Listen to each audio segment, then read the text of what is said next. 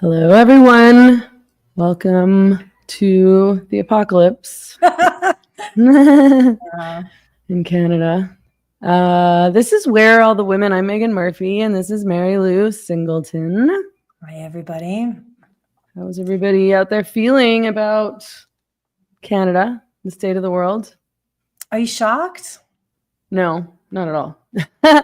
I think I'd sort of resigned myself. Like I thought Pontiac would probably win, but I didn't think he was going to win by a landslide. And it was not at all out of the realm of possibility for me that the Liberals would win. And, you know, after witnessing Canada and Canadians and how easily they're propagandized over the past few months and like, you know, years, 10, 5, 6, 7 years, I just...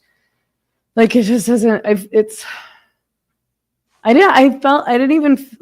a bit like numb to it. Like, I don't even, like, I wasn't upset. I was just like, you guys, like, okay. I'm like, okay, democracy, you chose this. I guess that's that.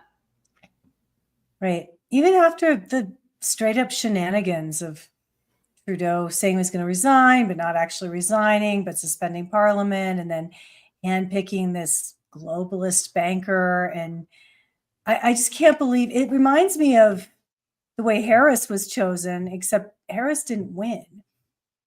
Yeah, I know. That's the thing, is that, you know, like, Americans saw what was going on and voted on that basis. And some of them did. Canadians, yeah, that's true. But I mean, a lot more than Canadians did. Like, Canadians didn't even really seem to care about that at all, to be honest. You know, when I was talking about Mark Carney being essentially installed plucked from Trudeau, directly from Trudeau's team, and installed as prime minister without any kind of democratic process, without him have ever been elected to anything anymore, people were like, well, yeah, that's how it works. And it's like, that's how it works.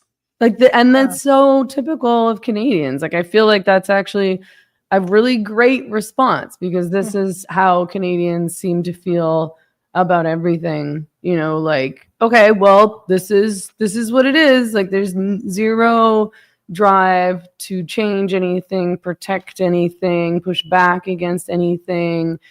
And that's very, like, obviously America has lots and lots of its own problems, but that's a different vibe than Americans have. No, it seems more defeatist.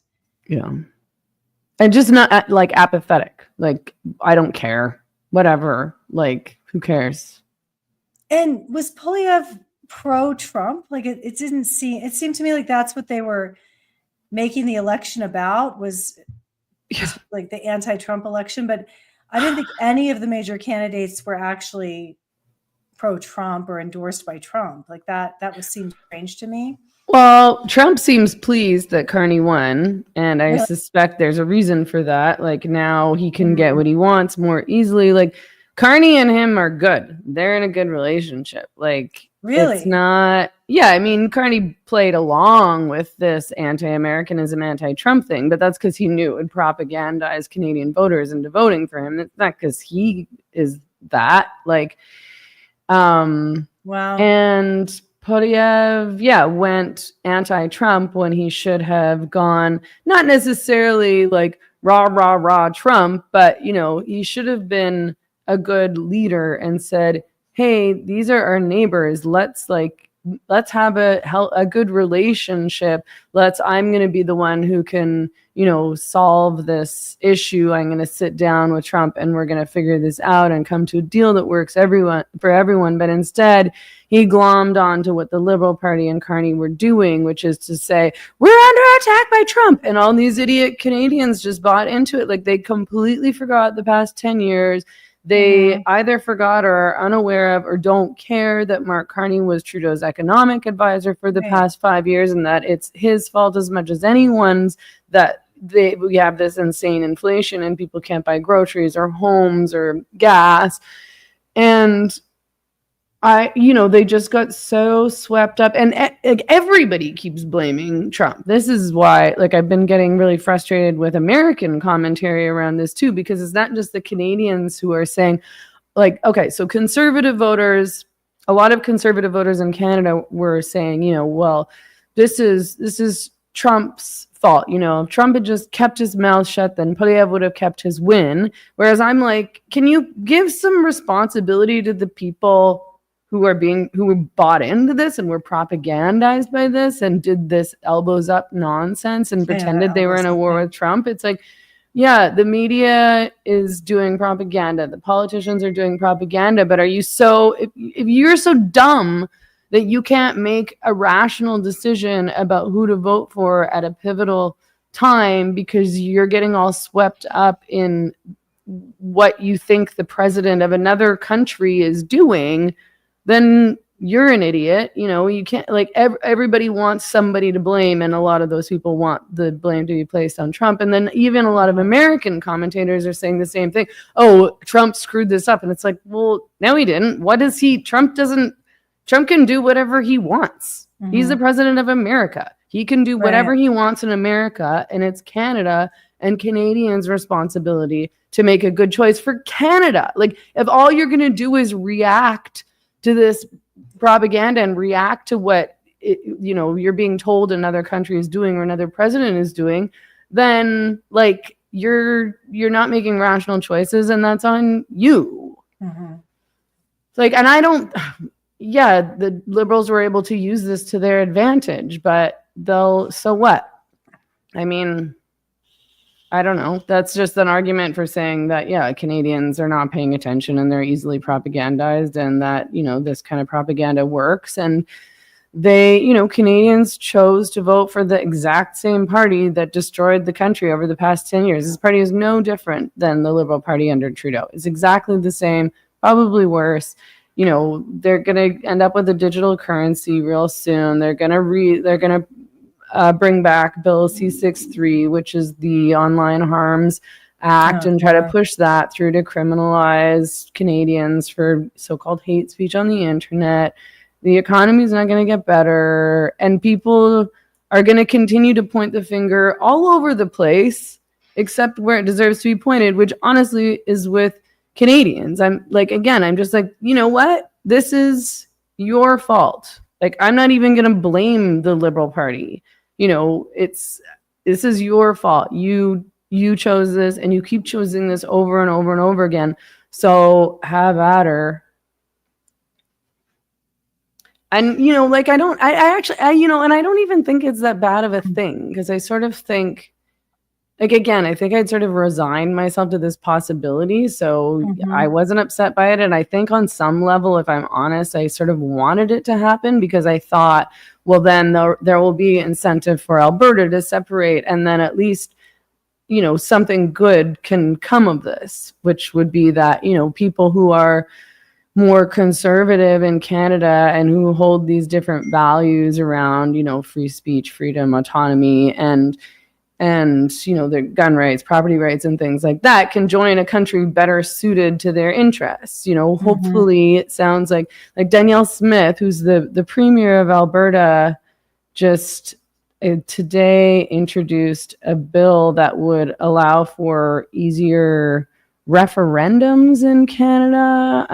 It's like, Bill 5-4 is aimed at making referendums easier, giving citizens power, which would mean potentially, maybe it would be a lot easier to hold a referendum for Alberta to separate. Can they do that? Like, how?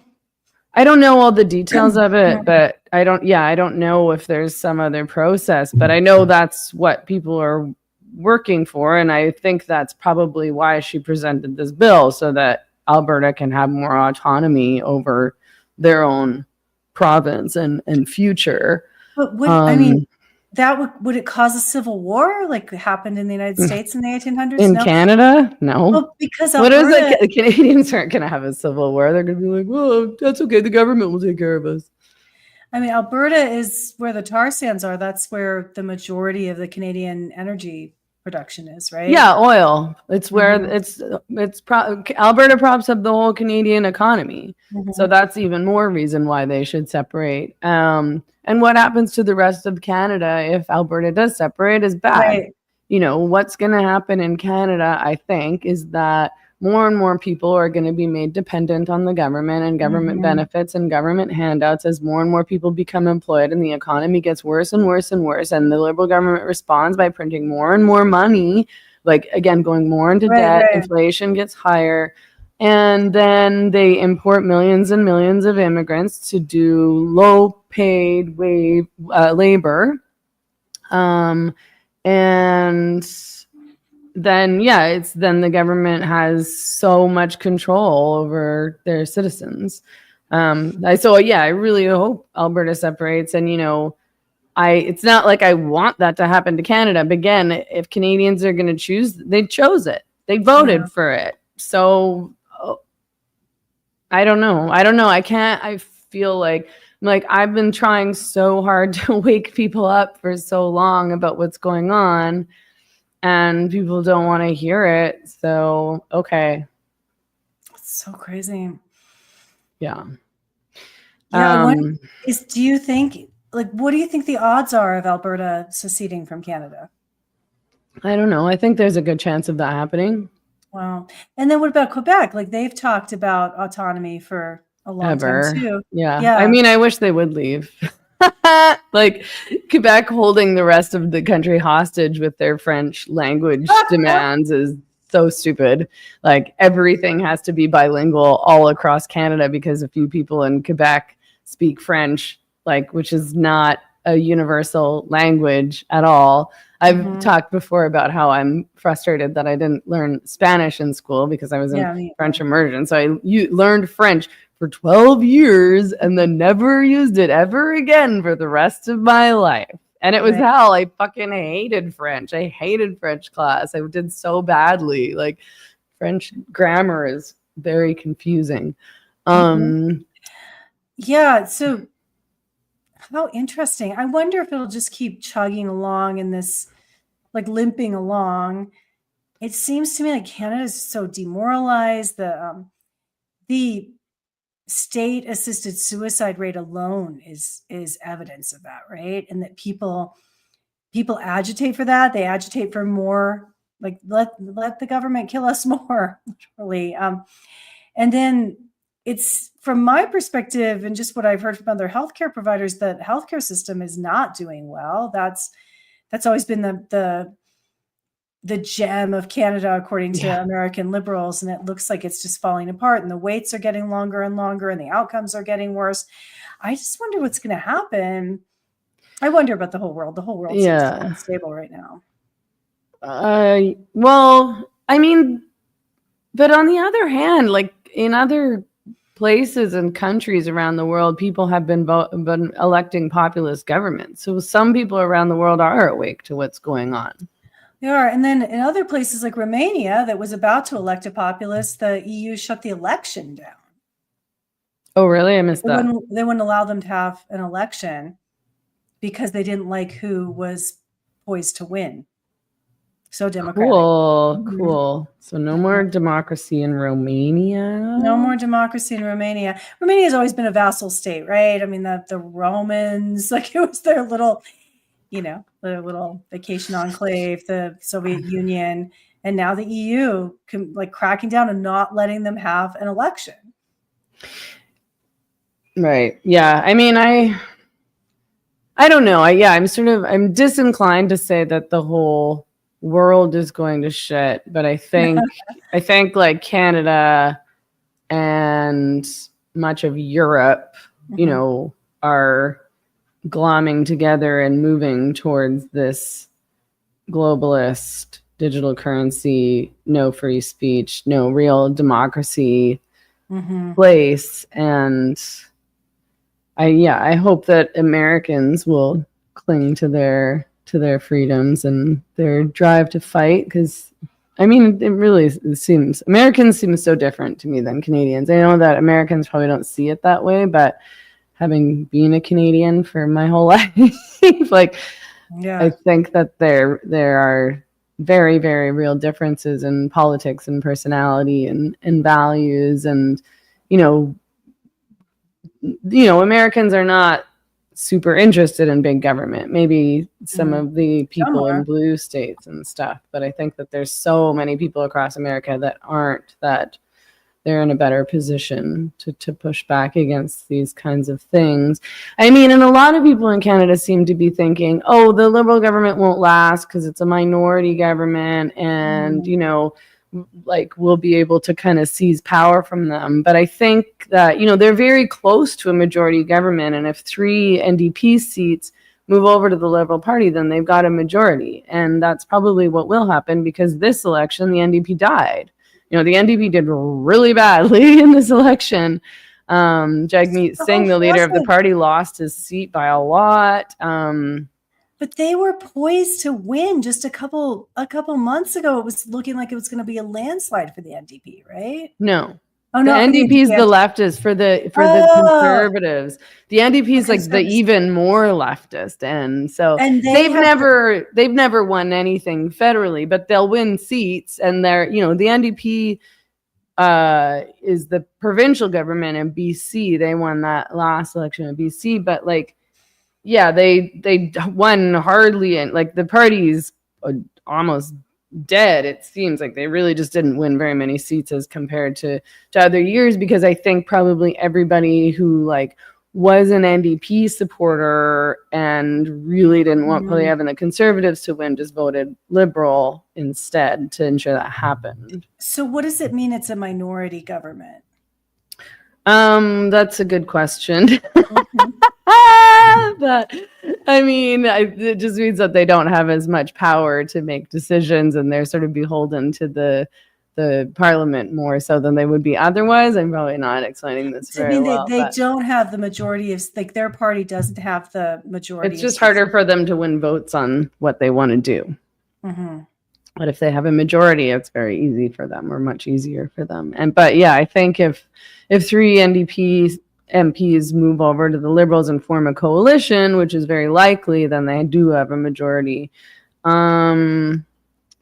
Yeah, so crazy. The parliamentary system is so confusing. I know. Well, obviously, I'm still confused about it too. I'm like, oh God, this right. I'm going to say something stupid if I try to explain it. Somebody in the comments can probably explain it better than I can. But you know, I just am like, I don't even want to go back to Canada ever again, which is just weird because my family's there. And like, I have so many friends who are super, super upset about the election because they feel like they're stuck in Canada because they have kids and like shared custody and things like that, and and can't leave. And then at the same time, like the amount of people who've been emailing me to ask me how to move to Mexico is a lot. Like I do think that a lot of more freedom oriented people are just going to leave the country and either try to move to America if they can, or someplace like Mexico or somewhere else.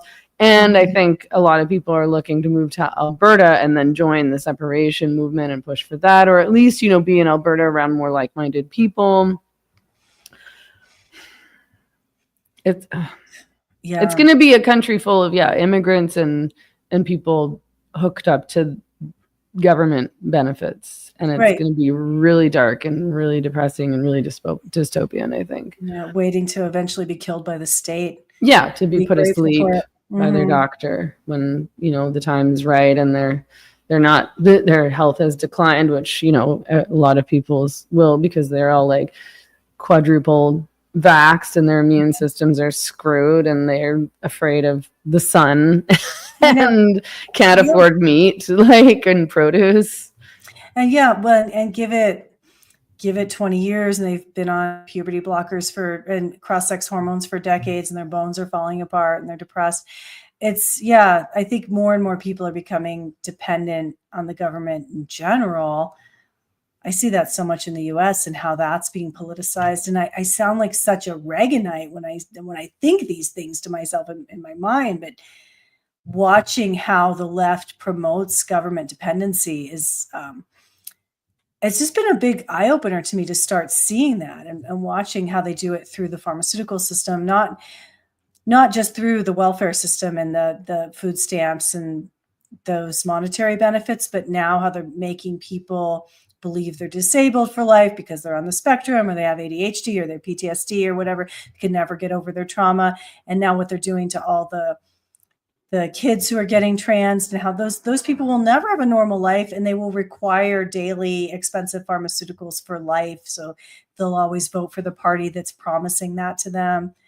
Yeah, exactly. Yeah, all the trans are patients for life, and their health is they're going to need so much healthcare assistance because of all the poison that they put in their bodies and all their overcomplicated broken surgeries and all of that stuff. And they don't have functioning endocrine systems.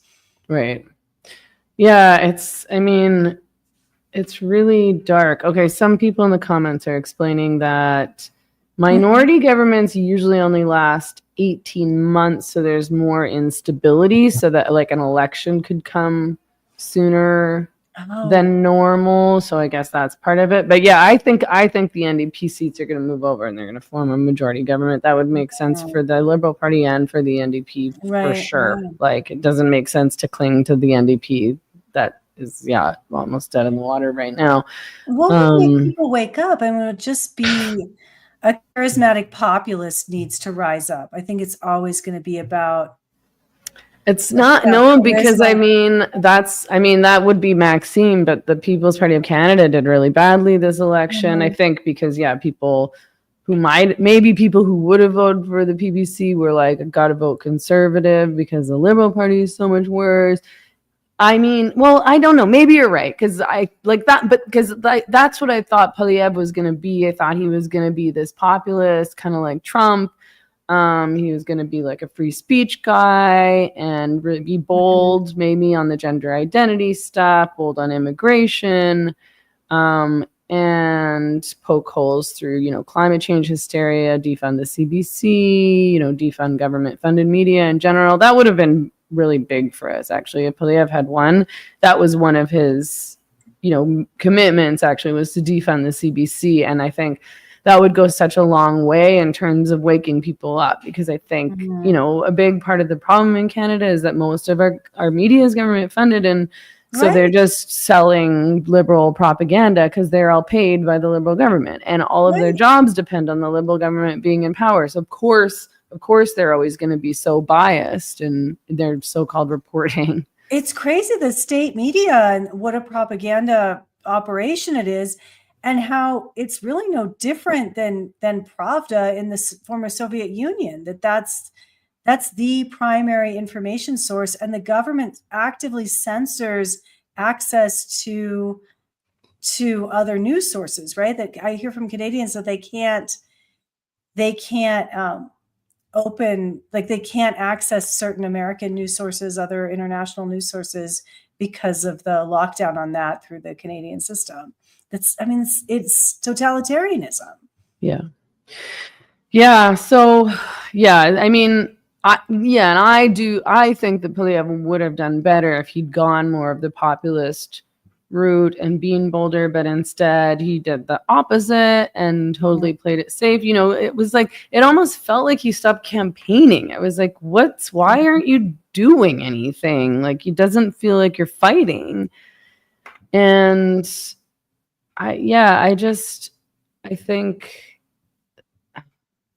somebody in the comments saying convoy, but is there the drive to do that? I hope so. I hope that I'm always hoping that I'm being overly cynical.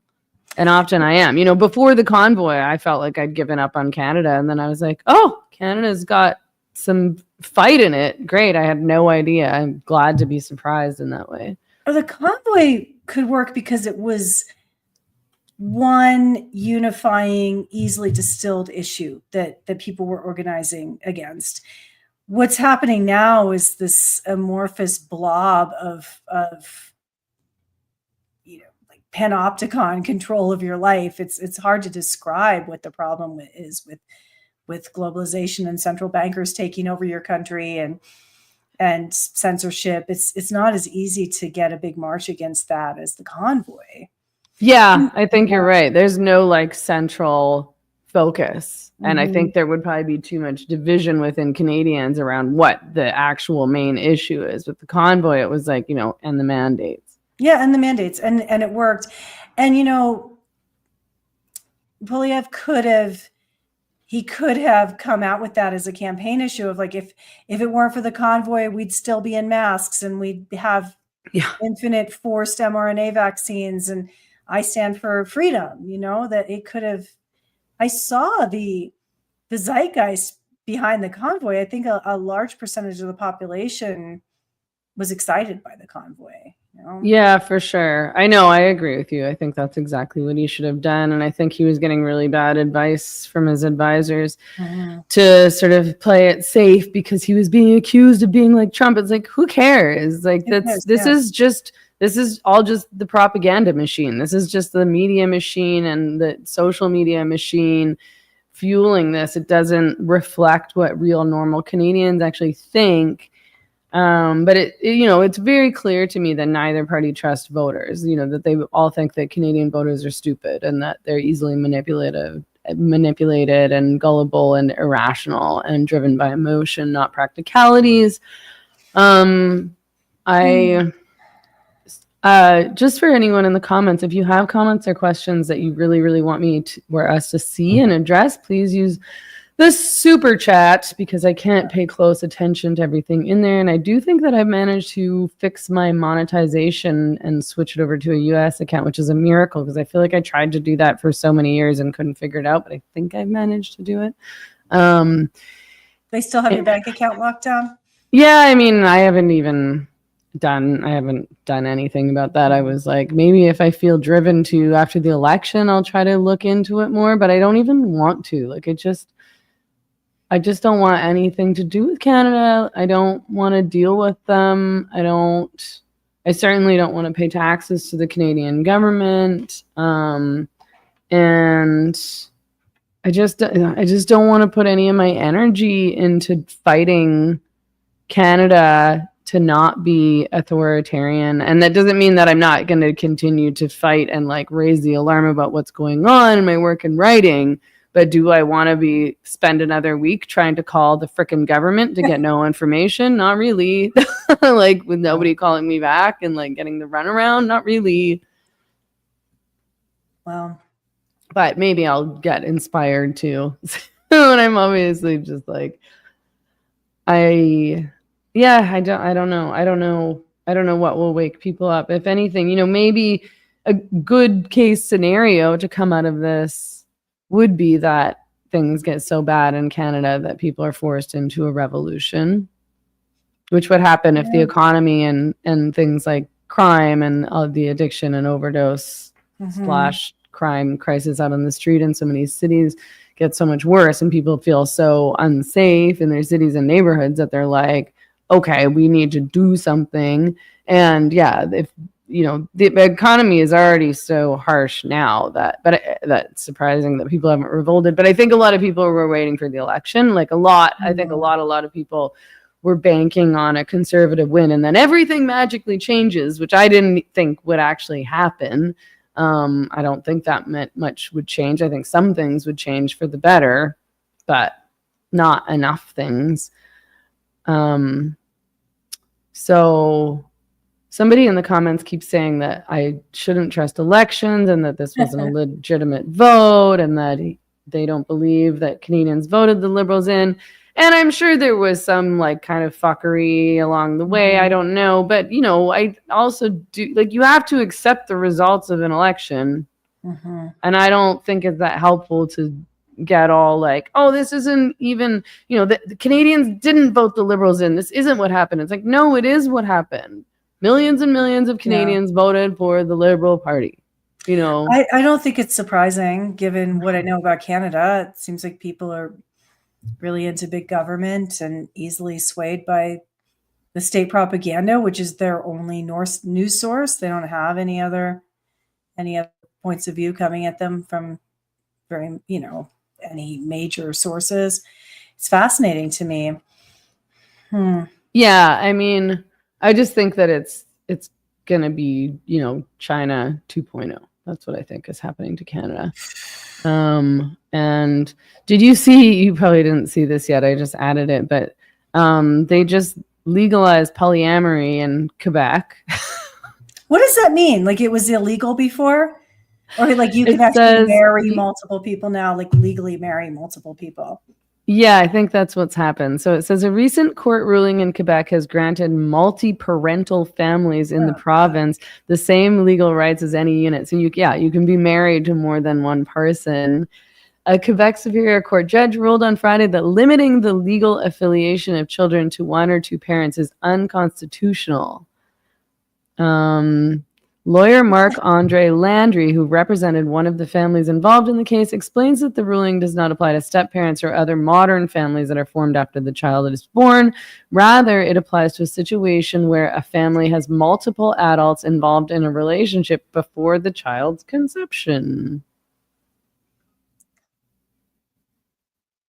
So, complete severing of procreation from heterosexual sex, from humans having sex to make people, has been a disaster. And I hate saying that because I've been a reproductive rights activist my whole life, and it sounds like such a right-wing talking point. But it's nuts. It's destroying society. That, like, humans only have two parents biologically. Like, that is the truth. Like, we each are the results of a union of a sperm and an egg. It means we have two parents, and we can have infinite parents is just not biologically true.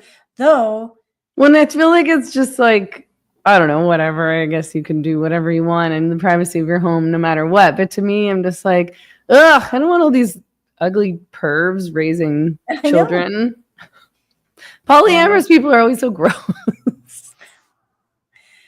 I mean, anyone who insists on bringing their sexuality into the public sphere and making it what they're all about is gross. Like, we need to be able to have some sexual restraint in public. That's how you have a civil society. And people have no sexual restraint. People who want to force everyone to observe their sexual practices, it's not, we should be kind of squeaked out by that. It's not. We need to get back to, like, what is polite society and why it needs to be preserved. Yeah, like bringing their sexual inclinations into the public and into their children's lives. And, I, like it says, so there were three families that were part of the case. The first constitutes a throuple, so 3 adults, a man and 2 women in a relationship with 4 children among them. The second involves a lesbian couple and a male donor who wished to be part of the child's life as a father figure. A third includes a woman living with infertility who allowed her husband to have a child with a friend who asked to remain on as a mother. Wow. I mean, someone in the comments pointed out that this is also a boon to Muslim families and to polyamory under Sharia law, which is also coming to Canada. Yeah, I mean, this is these are the immigrants who are like flooding into Canada and will certainly continue to be under the Liberal government, even more so than they already are now. Like Muslim men from Arab countries. They're going to use the hate speech laws to prevent any criticism, to enforce de facto blasphemy laws where no one can criticize their religion without being called hateful, and claim minority victim status until they're the majority. And then they're going to enforce Sharia law on everyone. That's what they do in every country that they invade and become the majority population of. It's history for over 1,000 years now. I don't understand why the polycules don't understand that Muslim rule is not going to be good for them. I don't understand either, but I mean, do we understand anything about how Canadians are thinking right now? Or how the people in a polycule think? No, I don't. Yeah. Right. Oh gosh, I don't know. Sorry, everyone, to be so like low energy today. I'm just feel like I'm just like, oh, I'm just so grateful that I'm here and that I managed to squeeze in my residency under the radar. People keep asking me how to move to Mexico, and it's unfortunately a lot harder to get residency than it was or than it has been for the past 4 years or so, because there was this program that I think was connected to COVID for some reason, the COVID refugees, but I'm not totally positive about that. But I do know a lot of people who escaped their countries and came to Mexico during COVID to escape the mandates made use of this program, which was that if you ran out your visa, you could apply for residency, and you pay, a fee that is not that big to do it, because the normal way that you have to go about it is by showing that you have this like massive amount of money and income in your bank account that a lot of people don't have, and I certainly did not have. It's just way more expensive, and you need to prove that you have way more money to do it. So I got my residency. I like hustled to get my residency in November because I heard this program might be ending, and then lo and behold, they ended it, I think January or something like that. So it is harder. People also keep asking me how they can immigrate to the US, and I have no idea. I have U.S. citizenship. January, just cross the border. Like but then don't you have to like show that you're escaping some kind of danger in your country in order to be able to stay, or no? Who knows? Yeah, it seemed like it was not. Canadians were somewhat exempt from our open border policy that we had for so long. I know. Did you see I'm so distressed at what is happening in the US in terms of the parallel realities people are living in, and the Trump derangement syndrome that is driving liberals to support horrific things, like the judge in Milwaukee who did you see that case? She was arrested, and people like, this is a travesty, now arresting judges, we're in fascism, and it's like, exactly. Didn't she do something like illegal? Absolutely egregious. So there's an undocumented man. He's in the country illegally. He has warrants from ICE after him, or whatever you call it in the immigration system. I don't know if it's still called a warrant, where they're actively trying to find him to deport him because he has a history of violence and he's here illegally. And he was in a courthouse in Milwaukee on charges for severe domestic battery. And the judge who was overseeing this domestic battery case finds out that ICE is on the way to arrest and detain him. She stops the trial and escorts him to the back of the building and tells him to run. Violent man who what do we know? Those are the men who are most likely. He's a criminal. Yeah, he's a dangerous criminal. Totally. And he's a danger to everyone. And she has put everyone at risk. And so ICE has to chase him down. And that puts the whole community at risk, where there might be shots fired. There's, now you've got this criminal chase happening in a place where people are, just trying to live their lives, and there might be crossfire. Who knows what's going to happen trying to arrest a violent criminal who's fleeing. And people are actually on the judge's side. Why are the liberals so many people? The amount of people in my X feed who are being so hyperbolic about how horrible this was. And it's like, again, like, what are you thinking? Who are you protecting? And what are you protecting? And what are you defending? Why are they so enamored with violent men, especially men who beat up women? They're not violent white men. They're enamored with violent, men from Arab countries, or, in general, any man of color who's violent is somebody that must be protected at all costs. And if he isn't, then racism. And this judge she legitimately thinks, because she's so propagandized, that she's fighting the Nazis. She's doing what she wished people had done, during Hitler's rise to power. But this guy is not Anne Frank. This is a violent, abusive perp who should be deported, or at least jailed forever so he doesn't kill women.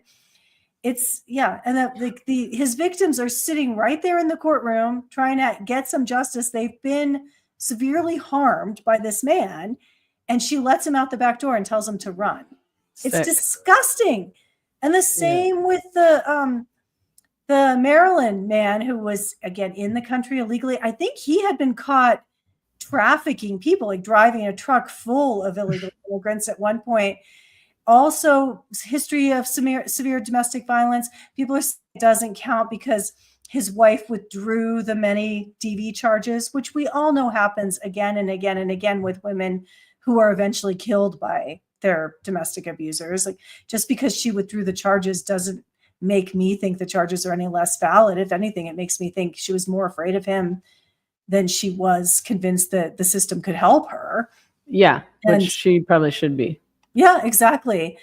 And they, people are flying to, I think, to El Salvador to try to get him back, to bring him back to the country. This violent man who is in the country illegally.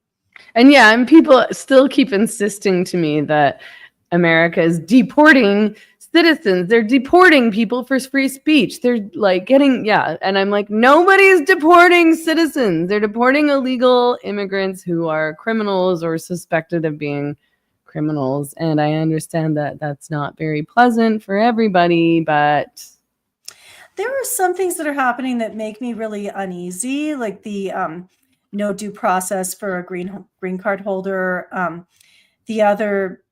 There was a grad student from one of the Ivy Leagues who was bringing biological samples over and didn't declare them, and she's being detained now. But what rights do you have if you have a green card? Like, can't you still just be? I mean, you're not a citizen, so theoretically, can't. You're in the country legally, and you have all the rights of citizenship except voting. So it's that someone with a green card has due process rights. They're not here illegally. I think any country has a right to kick out anybody who's not here legally for any reason, especially if the person here illegally is calling for the overthrow of the government of that country. Yeah. But there are a couple cases that make me uneasy. But why the Democrats are rallying behind really disgusting men makes no sense to me. They're monsters. Like, they support violence against women. The white men that they think are fine, who rape babies, who kill women, are the men who say they're women. Those white men get a pass. Yeah. They love those guys. They absolutely, pour their ACLU money into defending the serial rapist of children who says he's a woman. I think that progressives are blinded by partisanship. I think that anything that's connected to the so-called right, whatever they think that is, by anyone, by the media, by their friends, by politicians, by their social media algorithms, is automatically bad, and they don't even think about it. Like, they're fed these positions, and they just go with it without thinking. In Canada, if you overstay your visa, they can do whatever they want to you, right? You don't expect to be treated nicely by in Mexico. Well, in Mexico, you don't expect. It's you'll just get deported. Like, you don't get. You'll get any deported favors after you may have been abused by the government. Like, it's not like a happy thing to get deported from Mexico. And I don't know why people think people who are here illegally have citizenship rights. I don't get it. And why they're so adamant about protecting, especially these violent males that are here illegally. No, it's really depressing to me that people are not thinking rationally at all. And I just, like, it does make me wonder. I'm like, how did people get so brainwashed and unthinking? And what was in that medicine they made us all take? But they were crazy before that, because you had to be propagandized to line up and take that. It's like this. And to say that men aren't women. And to be like, yes, this mask thing is going to work. Right. A soggy piece of cotton over my face will prevent me from contracting the most deadly virus known to humanity.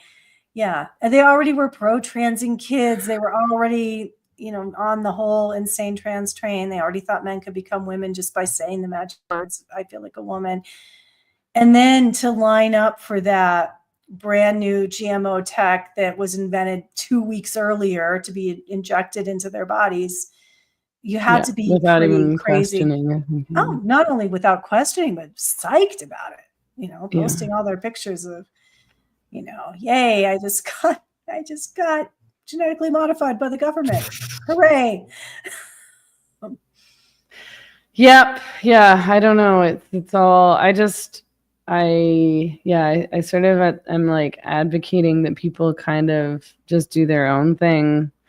And I'm not advocating people don't fight, but at the same time, it's sort of like, I guess I'm just like, I want people to have like happy, fulfilling, autonomous lives that they want. So I'm like, well, do whatever you need to do to get that. Like, if that means like moving, and just kind of checking out of the political realm. I mean, the people in Canada who have fought really, really hard, and they really did their best. And if the rest of Canadians don't want it, then bye. I don't know. Is that a bad thing to say? No, I worry about Canada, though. I worry about it just going full-blown socialist on our border.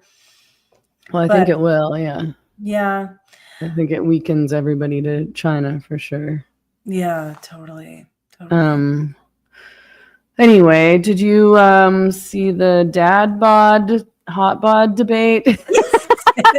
I'm pro dad bod. I am, but I am too.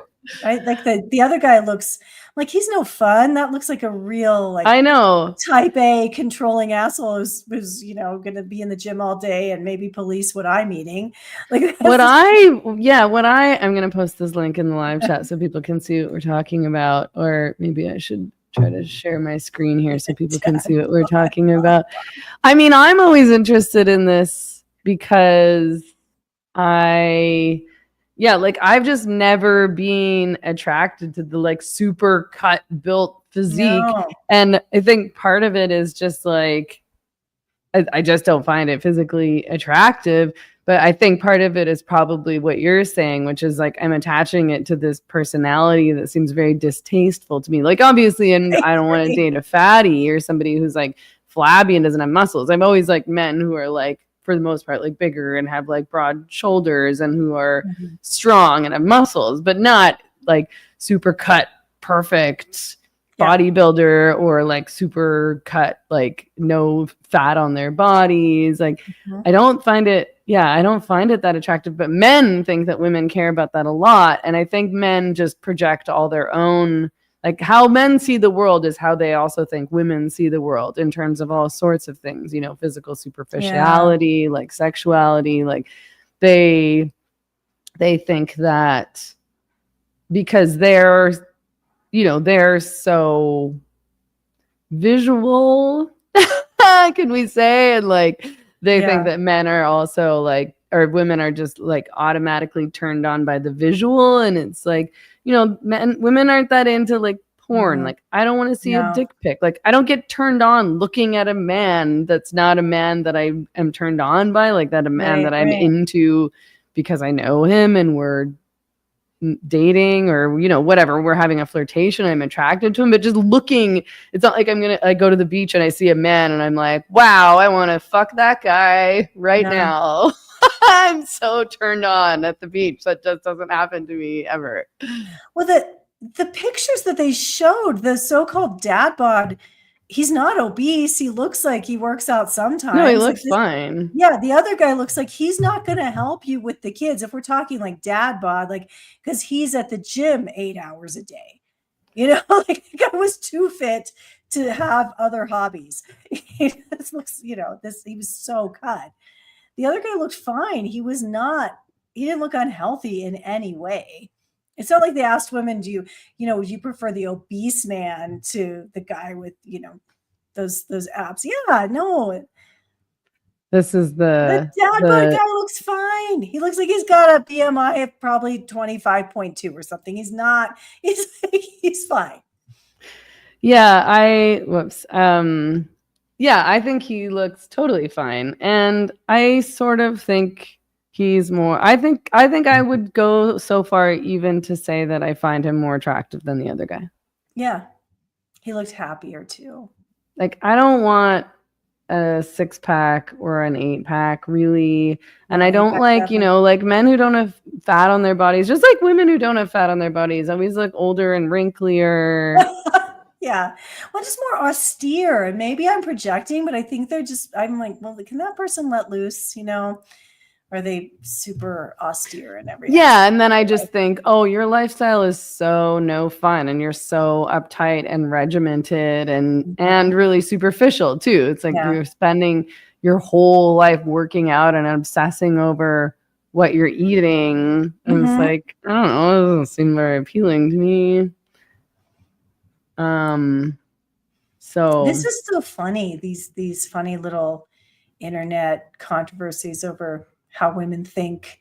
It well, reminds me of men are always so wrong. Like, it's the same thing with like, it's like all these red pilled guys who are like, oh, women just want these like elite guys. Like, they just Yeah. want a man who's like 6'4" and rich. And it's like, do you like look around you? That's not what's happening. People are partnering up with all sorts of different kinds of people.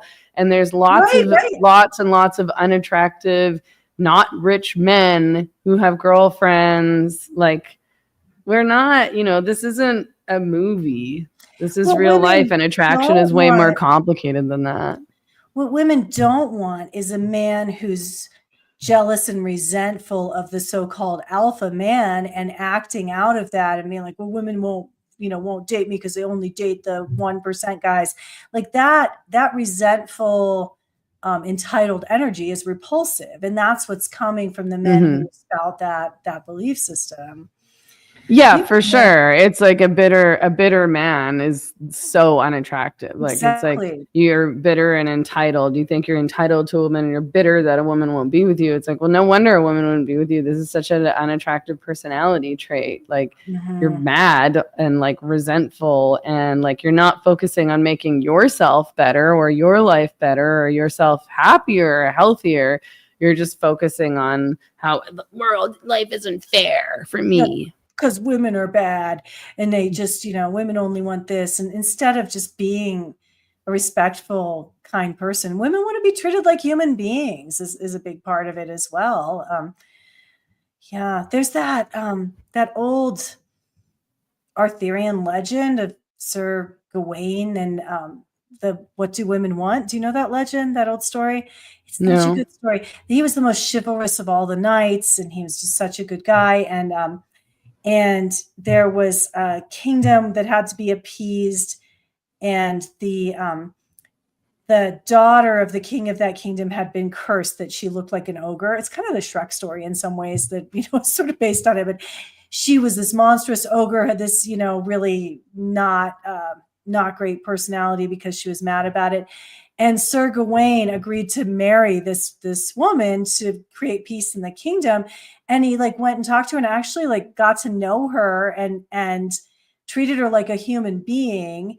And she said, okay, here's the curse that I'm under, is that that when nightfall comes, I'm actually this incredibly beautiful woman, but I can't, I can't go outside. I'm like that. So here's the deal. Like I'm beautiful in private and at night, but nobody but you will ever be able to see it. But if I find a man who loves me, then he can make this choice of, I can be beautiful in the day when he's out and everyone can see this beautiful, beautiful woman he's with, but I'm going to be an ogre at night when he's with me in private. And you get to choose, because you're going to marry me, which of these you want. Like, am I a trophy wife and then my ugliness is on display at home? Or am I beautiful and sexy and gorgeous when it's just you and me, but everyone thinks you're married to the most ugly woman in the country? And Sir Gawain was like, well, I don't want to make this choice. I want you to make the choice of what you prefer. And then the curse was lifted and she was beautiful all the time. And the moral of the story is, what do women want? Sovereignty. Right. Yeah. And, yeah. And just to be themselves. They want to get to be themselves. That's a whole Yeah, I mean, story. isn't that what everybody wants, to be able to be themselves and to be accepted and loved as themselves and have freedom? Maybe Yeah, not everybody. right, right. But you hear I mean, in the manosphere all the time, they're still trying to figure out what's up with women. What do women want? Like, we have an old story about that. We want to be able to make our own choices about our life and be treated like full human beings. yeah. Rob Henderson tweeted something that I thought was good in response to the male physique question, which was, men think women care about physique much more than they actually do. Women think men care about status cues much more than they actually do. Each sex simply acts out its instincts in the conviction that the other sex likes the same thing as they do. And then he posted a screenshot from a book called The Red Queen, which I'm not familiar with. Underlined is, each gender uses its own preferences to guide its own behavior. Experiments show that men think women care about physique much more than they actually do. Oh, I'm just repeating what he already said. But yeah, I mean, I think that's generally true. And I think that, like, women also screw up in not really understanding men and what men want, and thinking that men are a lot more like women than they actually are. And, you know, part of that is probably due to, like, lies from feminism that say that everything is socialized, you know, everything is nature and not, or everything is nurture and not nature. Whereas, you know, men actually have very different instincts and operate and are driven by very different things than women are for biological and evolutionary reasons. So women are always thinking that they can change men in these particular ways that they really shouldn't be trying to, you know, change them in those ways. And yeah, men think that women just operate exactly like they do. Mm-hmm. But yeah, I mean, I don't care about superficial things like that very much at all. You know, I can never explain why I'm attracted to somebody that I'm attracted to. It usually doesn't even make any sense to me, but it's certainly not, oh, like perfect bod or like rich or anything like that. I don't understand. Lee Barrettiner in the comments says, Megan Murphy, since we're talking about superficial stuff, I miss your northern fashion sense. You were the sharpest dresser on YouTube. What is my northern fashion sense? What does that mean? I don't know. Your leather mini skirt. But I wouldn't dress like that on YouTube. What was I wearing on YouTube that you're missing? You don't like my gay and retarded t-shirt? I know, that's your wear all the women This outfit. is my uniform now. Well, it's too hot to wear anything else. I know. I'm like, I'm sweating here. Yeah, I can't. I mean, I barely even own a sweater here, but I can't wear anything. Even just wearing a t-shirt is a lot for me. I'd rather be wearing a tank top. It's true. Like, once it gets to the hot season, I won't even wear a t-shirt anymore. Like, maybe in the winter I'll sometimes wear a t-shirt, but I hate the feeling of, like, it's too much fabric. Tell me what you mean, Lee. So, yeah. Is there anything else that we need to talk about? I'm probably forgetting so many things. What's going on? I mean, yeah, there was the gorilla versus 100 men debate, which was pretty funny. Huh. Which I think that the gorilla would win for sure. A gorilla versus 100 men? Unarmed. Unarmed men? One at a time, or gorillas are so big and strong. They could murder men just by smacking them across the heads. But all the men would have to charge the gorilla at once. Yeah, but he would be able to smack a bunch of them. The first ones would all get killed, and then maybe the rest of them would get killed too. I think we just have to try it. Okay. As long as the gorilla doesn't get killed, we can try it. I'm obviously on the gorilla's side. Yeah, absolutely. Yeah. Well, there are fewer gorillas than humans. You know, of course, I'm on the gorilla's side. I don't want the gorilla to get killed. Oh, okay. Lee says, I love your gay and retarded shirt, but I was referring to the way you regularly dressed. Great color and fabric layering. I did used to dress in a much more diverse way on YouTube. That's true. Fall type clothes. Okay. So, yeah, I can't wear fall type clothes here. First of all, they're all in Canada, and it's just not my vibe. It's not the weather here, I'm afraid. And you can't go back and get them because you'll be arrested. I know. How am I going to get all my stuff? No. I'd be afraid to go back if I were you. Yeah, I really don't feel comfortable. I don't trust it at all. And like so many people, oh God, I just hate them so much. So many people online were like, haha, you lost your riding. And I was like, of course I lost my riding. I knew I was going to lose I had zero expectations of that riding. Like I did not think that I was going to get a lot of votes in that riding. And I didn't, and I don't care. I really don't give a shit at all. The people were like, oh, you're not even living here and you're campaigning. And I was like, yeah, because the government froze my bank account and I couldn't come. So of course I didn't get very many votes. I couldn't even campaign. Like I couldn't even come back to Vancouver to campaign because I was so freaked out by this and thought they were going to try to arrest me or something. And it's like, this is your diss? Like, yeah. Like I had only like 2 weeks to campaign, even so, basically, because they called a snap election. I had zero time to even barely eke onto the ballot. Yeah. And it's the worst riding in Canada. It's like one of the most leftist ridings in Canada on top of all that. I know. Went to the NDP. I think I would bet that 90% of the people who are horrified at the repeat offender domestic abuser who's in the country illegally getting deported, like 90% of those people would be thrilled if the Canadian government arrested and detained you for hate speech. Oh yeah. They would be all of those people who were trying to mock me for not getting very many votes in an NDP riding where I couldn't even campaign and was, barely eked onto the ballot a couple of weeks before the election. Yeah, they would be so happy if I came back and was jailed for dissidents. Yeah, or even jailed without charges or jailed without due process. They'd be thrilled about it because you deserve it for your shirt alone. But no, the guy who's like beating women into a coma, who is in the country illegally, he's not allowed to be here. He needs to be championed. Yeah, exactly. Yeah, I can't with progressives, and I know that it's good to have like political diversity in countries, but at the same time, I'm just like, I don't want to be around these people at all. They're awful. They're so horrible and dangerous, and they're so hateful. I just heard from a friend who he had to go into a local elementary school teaching something for the city. And he said that a fourth of the kids in the 5th grade classroom were identifying as trans, and 3 of them had puberty blockers in their arms already, 11-year-olds, 5th graders.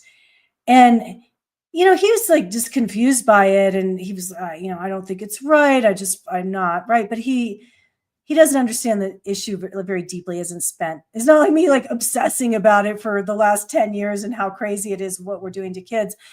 That people who support that are so odious to me. And that is what the left in the United States represents to me. That I can't get past these issues of, being wanting our country to be flooded with violent fighting age men and desexing kids and creating more and more mental illness. And the fact that a huge percentage of people who identify as progressives are self-admittedly mentally ill. Like all of this makes it repulsive to me. I can't, if I agree with them on some things, I can't even let myself be in alignment on those issues because it seems so dangerous and demented to me. Yeah, but I mean, their partisanship demands that they support these men no matter what, no matter who they are, no matter what they've done, no matter what they'll do. And it demands that they support this trans kid trope that 11-year-olds should have their natural puberty blocked and then be put on cross-sex hormones. And that's what all the Canadians' taxes are going to be paying for, transing kids and giving men vaginas and paying for all these people's hormones. And it's like, oh yeah, it's just so dark. Yeah. And if it goes wrong, tax dollars will pay to kill them. Yeah, exactly. Well, on that note, happy stream. Anyone who's watching on YouTube, please like and subscribe. And We're here every Wednesday night at 6 p.m. Pacific, 9 p.m. Eastern. I feel like I'm probably going to be in a better mood next week, so apologies for my like low level energy over here. But yeah, I should also say, actually, I'm really, really super appreciative of everybody who supported my campaign and helped out. We had a lot of really awesome people in Vancouver helping me out since I couldn't be there, flyering and, bringing lawn signs to people. And like, we got so much help in this struggle, this massive struggle of trying to get 100 people in the riding to sign on to consent to my candidacy so I could get on the ballot. A lot of people worked really hard for me and for my campaign, and there's just like very little that I could do, unfortunately. And yeah, I mean, I kept telling people, when people were accusing me of splitting the vote by running for PPC, and I was like, not in my right. This riding is going to go to the NDP again, like it has for the past decade, or more than that, even more than that for sure. Although the Liberal candidate did well, but they seemed like they were getting close for a little bit. But no, we love the NDP in East Van, where the streets are covered in human feces and people who look like they're constantly dying of drug overdoses and are dying of drug overdoses. And it's totally unsafe to walk around, but we should definitely keep voting for those same progressive parties who have created and caused this and ensured that it's only continued to get worse instead of better. Looney Tunes! That's a great campaign speech. Oh, sigh. I don't know. We'll see. Maybe something drastic will change in Canada and I'll feel like I can come back again and I'll run in the next election or something like that. And I don't have high hopes, though, to be honest, because again, I think a lot of the freedom-oriented people may just leave the country and we'll just abandon it to the communists, I guess. Well, if they all move to Alberta and then agitate for secession, that would be a better strategy. I know Alberta is not the most exciting of the provinces, but what's the city in Alberta? Calgary? That's not a bad Edmonton. City. Okay. I mean, I don't love the landscape of Alberta, but I think, I think it would be more enjoyable to live there than in BC, surrounded by the elite wokes. Of course, you could be around normal-ish people, farmers, working class people. I think it's safer for sure. Legitimately and Danielle Smith is the only premier who's talking about ending the transitioning of kids. So, right, they don't have as many safe injection sites. Yeah, no, I don't think they're having the same problems that we are in Vancouver and Victoria, that's for sure. Thank you for trying to run. I would have loved to see you make some noise, not at the ballot box, but just to turf out an NDP land. Yes, that was what I was hoping to be able to do and could not. Yeah, well, I'm curious to know what everyone's planning on doing, so let us know in the comments. I genuinely am curious. I'm curious to know how many people are genuinely planning to move to Alberta or move to Mexico or try to go to America, or if you're going to try to form some movement to fight back. I'm staying here. Plan. Alrighty, thanks everyone for tuning in. Thanks, Mary Lou. Are you still here next week, Mary Lou, or when are you leaving? I leave on the 3rd, and then I'm back on the 18th. Oh no, Mary Lou's going away so is that 3 weeks? 2 weeks. Okay, so are you gone for 2 episodes or 3 episodes? 2 episodes next week and the week after. Oh, okay. It's not as bad as I thought. I thought it was longer. Mary Lou's going to Ireland. Everyone. Yay. Nice. And you can still register for her herbal workshop. Oh, please do. Which is in June, yes? It's June. It starts in June, Tuesday evenings, starting June 3rd, going through September 16th. And it is a Materia Medica class where we will go into depth about over 150 medicinal plants. Yeah, so you can have sovereignty over your health. Yes, that's the goal. You can move into the woods and take care of yourself. There you go. Or at least, know what's in your neighborhood whenever the supply lines are breaking down. Yeah.